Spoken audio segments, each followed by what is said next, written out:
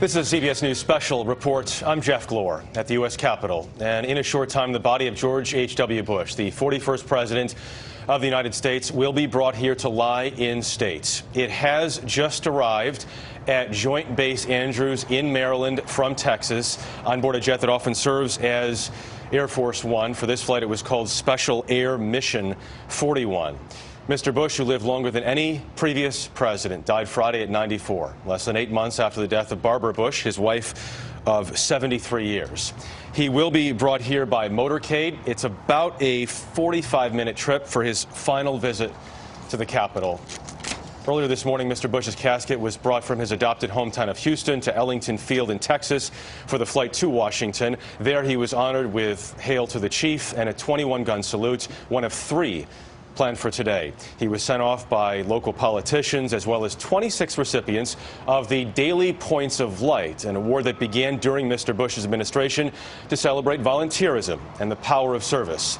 There will be a ceremony to honor Mr. Bush at Joint Base Andrews, which you're about to watch. The Bush family, including George W. Bush, the 43rd president, will be greeted by members of the military, Air Force One personnel, members of the CIA, as well as 100 sailors from the aircraft carrier, the USS George H.W. Bush. Another 21-gun salute will follow.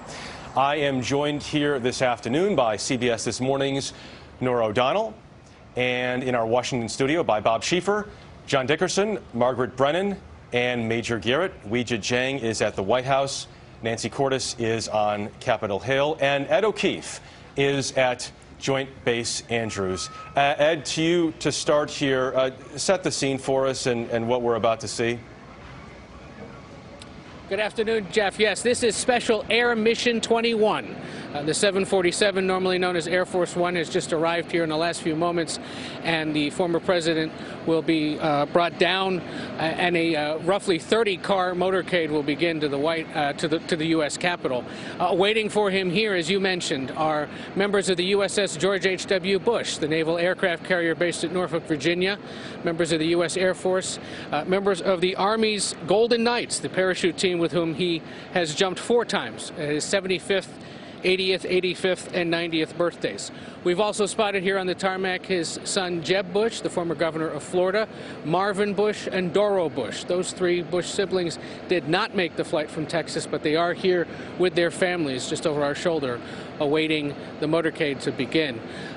Quite a scene here, and this will the former president will later today become the 12th U.S. president to lie in state at the Rotunda, but we should probably reflect on the realm of this in terms of presidential history. Never before in modern times, at least, have we seen one former president escorted to the beginnings of national remembrances by another former president, his son, George W. Bush. We've seen these types of televised services and days of remembrance before, but never quite like this. The ceremony is about to begin now that the door's opening. They've asked us here on the tarmac to pause and allow the nation to watch, so we should do that. All right, Ed, thank you very much. We will be watching as well and pausing as needed to appreciate the weight of these circumstances that we're looking at right now. Ed, you mentioned how long it's been. It has been 12 years since a presidential funeral, since Gerald Ford in 2006.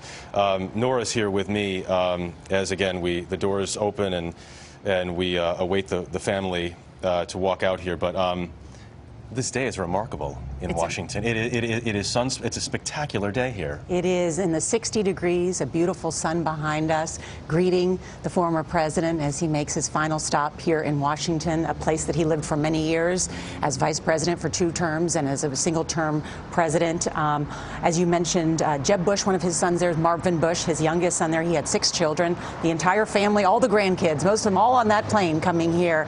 And what's really remarkable is the grandeur of this event. Not only the military greeting him there, those from the USS George H.W. Bush, and they are greeting a man who started his life taking off he flew torpedo bombers off an aircraft carrier. In fact, he logged 1,200 hours for the Navy, flying 58 combat missions. And so this is a sign of respect from the military back to him as well. And then James Baker, his longtime friend, who, was with him there at the end, rubbing his hands and his feet as he passed away. He'll come here ahead of the family, make sure everything's set, meet with Vice President Quayle, and also begin what is going to be a bipartisan, bicameral event here as he is welcomed here to the Capitol to lie in state. I keep coming back to this, the number of family members traveling with him. I mean, 17 members of the family on board this plane. That's what happens when you have talk about his political kids. Service, right? And the service to country, but the service to family, and the constant attention to them, and by the way, the constant attention to the Secret Service,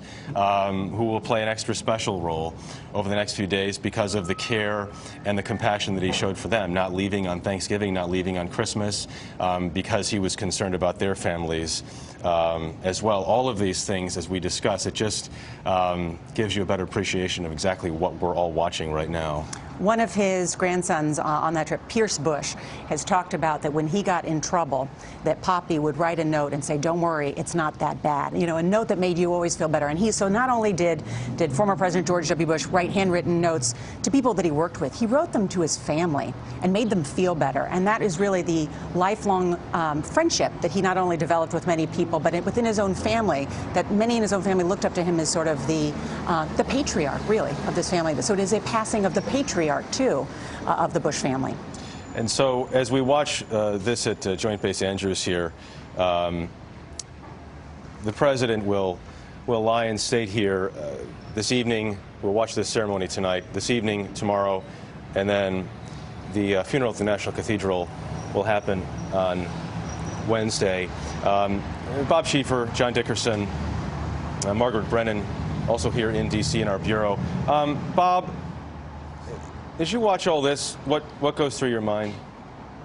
Well, we are seeing the symbols of our democracy here. And in modern times, Air Force One has become as symbolic of America and what it stands for as the White House or the Washington Monument. It is one of the most recognized symbols of America all over the world. And what we're seeing here is, as we pay tribute to a president who has died, it is a reminder that what this country is. We elect our presidents, they take office at a certain date.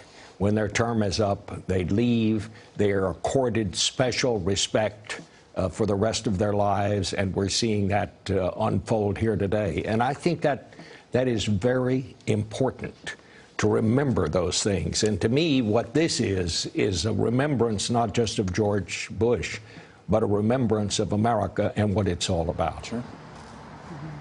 And how it continually changes. Oh, yeah, go ahead. No, just to pick up on what Bob was saying there, I think, I'm reminded of the other funeral that all of us just lived through with John McCain, the senator passing along, and how the two events back to back in many ways caused us as a country not just to mourn the passing of a leader, but also to reflect on who they are and what they represent about us as a country. And I feel like at this moment in time, when we're questioning that in the tumult of our politics day to day, that these moments do provide a pause. We're not talking about the brawl happening on Capitol Hill. We are talking about what this leader represents to us. You hear words describing the kind of Republican establishment that he represented, George H.W. Bush, how different it is from today. You hear words like restraint, diplomacy, really experienced at the highest levels of some of the most difficult positions you could have. Head of the CIA, UN ambassador. That's right. It's a mourning of a life and a celebrating of a life. It's a celebrating of a way of life, and the question in Washington is whether it's also a mourning of that way of life, that dedication to service, long-time dedication to expertise and kind of climbing up the ladder in the traditional way. I'm reminded, we're talking about the weather, the sunshine, when George Bush went to his inauguration. It was a rainy, overcast day, and President Reagan said, you know, when I was governor of California, as soon as I put my hand on the Bible, the sun shone, trying to give a little optimism to his successor. Well, sure enough, when Billy Graham started to give his remarks at the inauguration, the sun came out, Bush pointed to the sky, and he and President Reagan exchanged a little nod to one another as if that's the way these things happen. So the fact that he's being greeted by this weather in Washington feels like all is of a piece. And this is a gradual process, plays out over 4 days, to give the country plenty of time to soak in this moment and take a measure of a presidency from a bit of distance. And all of us around this table who have either worked at the White House or come to study it have understood that that space and time helps you gain a lot more perspective on what the world looked like in the Oval Office when those decisions we were covering and explaining to the American public were happening, and the import and the influence they had 5, 10, 20 years later. And for the George Herbert Walker Bush presidency, so much of that looks better at a distance than it looked at the time. You know, I think that's right. And I think I have come to believe that you should not judge a presidency for at least 5 years, because you don't know when the president leaves office what the impact of his remarks are going to be. And the way it is now, people will judge within 5 minutes or 5 seconds. On Twitter. You know, George Bush, we look at the presidency now as a kind of action hero office. You know, the president has to jump in and do things. And George Bush said, sometimes you shape events by not making any mistakes. In other words, not acting. Tough to cover non-action. Well, the hyper-personalization of the presidency has become a dominant part of our American politics. He eschewed that. Okay. Thank you all. All of you have been watching. I've been watching the coverage all day. You made some remarkable and poignant comments here about this moment that we are in. It's worth noting again the pause that is taking place now amid the onslaught of news. And it is important, also important, I think, to listen in and watch this honor guard for a moment.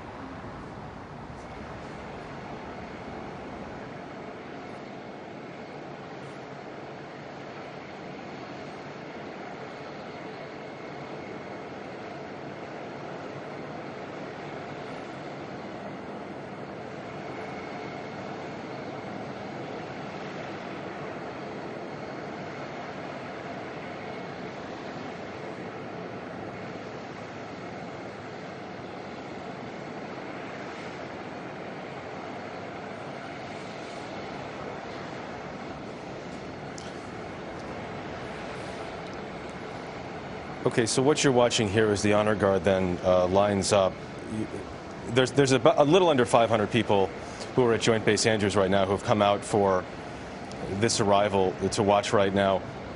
A couple escorts are going to take place here right now. President and Mrs. George W. Bush will be escorted by Major General Howard from Joint Force Headquarters, National Capital Region. He's the commanding general.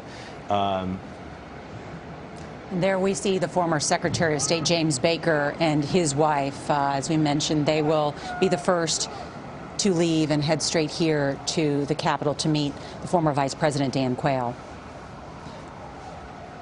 Secretary Baker making those remarkable comments about his final moments with the former president. Followed by the other night, George P. Bush. Jeb Bush's eldest son, his wife. Again, we talked about the 17 family members and just the enormous family that they're all traveling with there.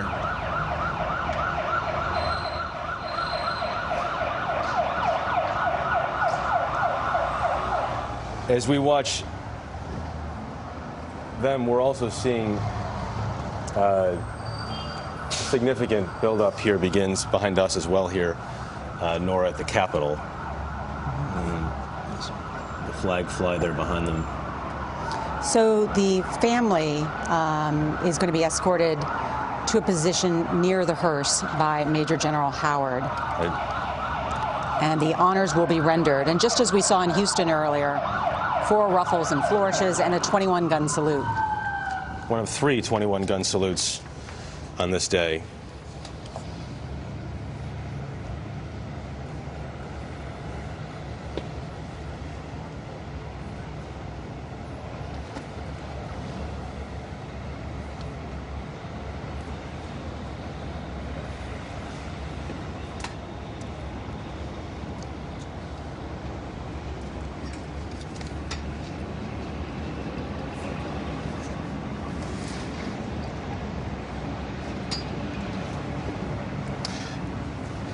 you will see My Country 'Tis of Thee played by the Air Force Band as the casket is carried to the hearse.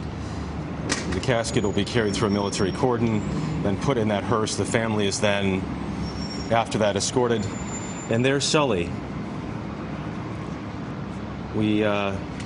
So many of us were struck by that picture that Jim McGrath, the president's spokesperson, sent out last night of Sully sitting just under the, you get goosebumps talking about it. Yeah. Under the casket of the former president. Sully was George H.W. Bush's service dog in the last years of his life. And so in addition to all the family we talked about, we know how important. And there we have, President George W. Bush and Laura Bush departing Air Force One.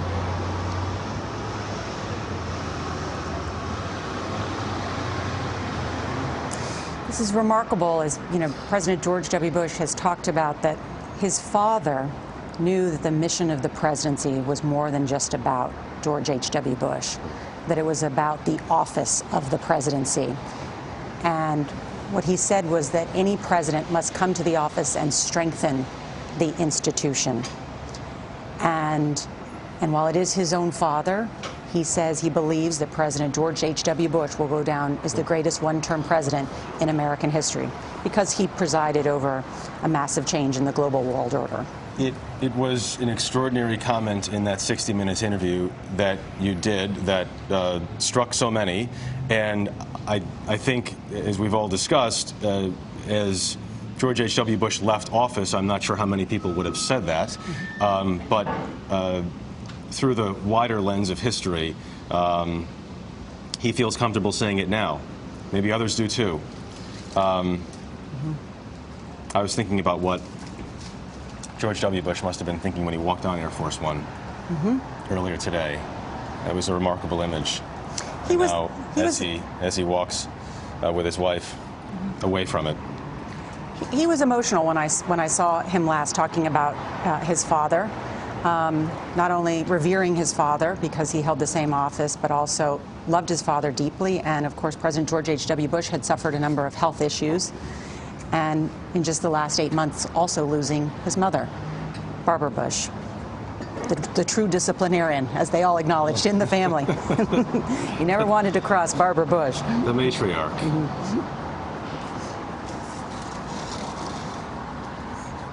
John, maybe you can talk a little bit more about the father-son relationship and the approach that the 41st president took to the 43rd. I mean, I know he obviously took criticism. It wounded him deeply when his son was criticized, but he also didn't want to tell his son what to do.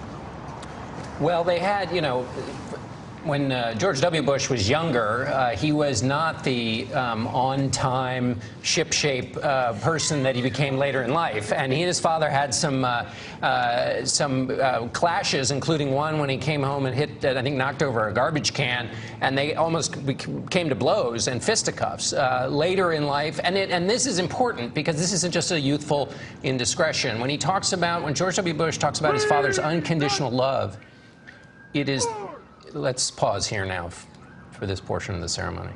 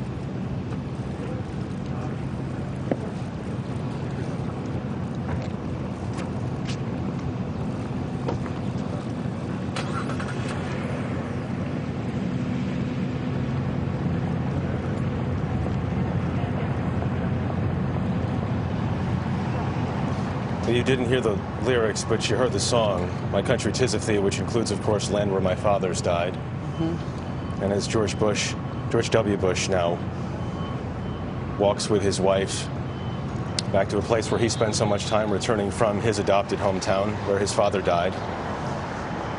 And George W. Bush, who buried his mother just 8 months ago. Mm-hmm. And now his father, the casket of George W. Bush, is in that hearse, which will now make its way to the Capitol. This is so much, too, about not just mourning the loss of a man, but in some ways mourning an ideal. And I think there's such a nostalgia here in Washington, which I can speak of, and I can imagine around the country and those watching this, for the ideals that he represented. I mean, this was the last president of the greatest generation.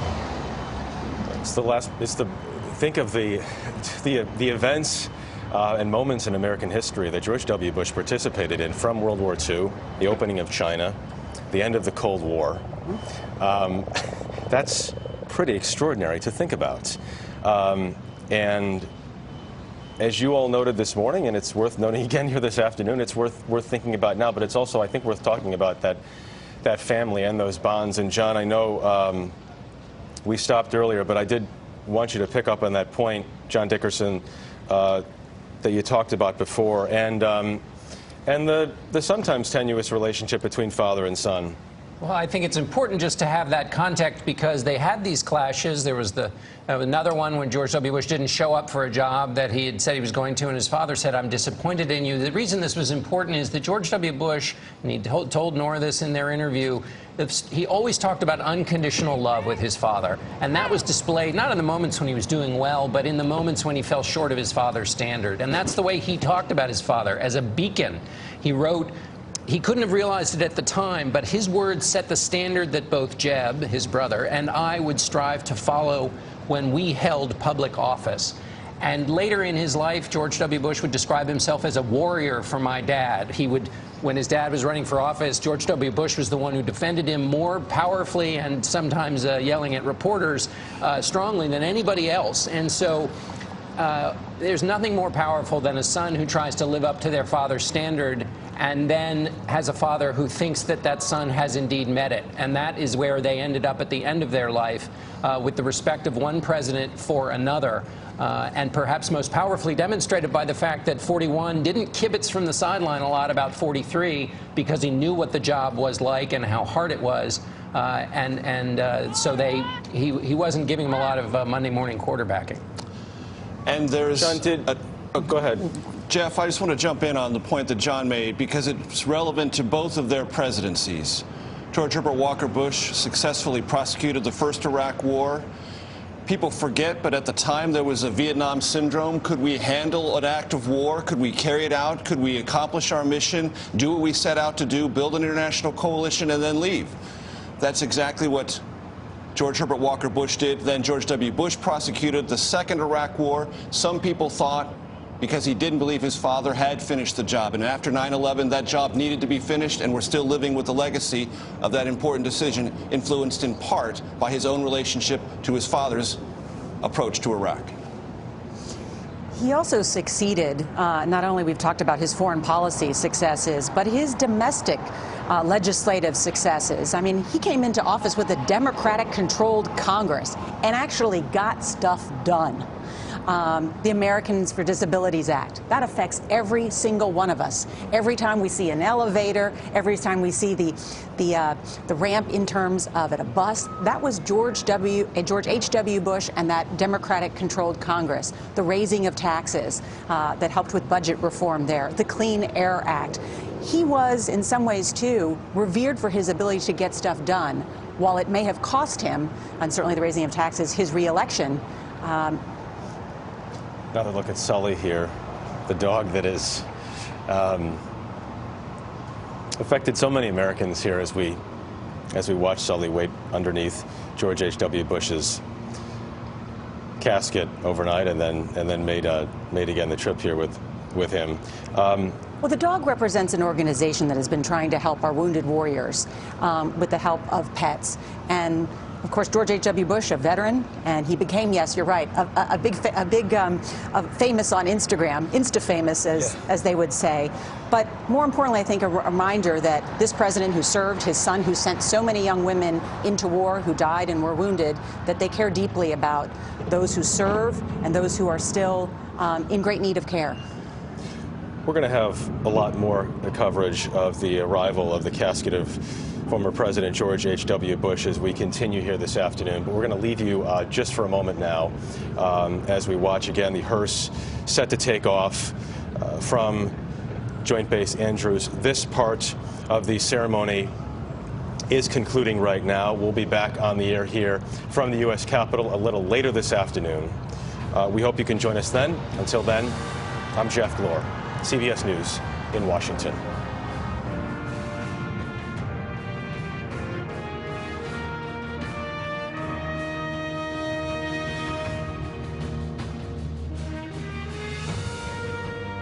How long were you and the defendant together before you took this trip to Costa Rica? April of 2018. And when did you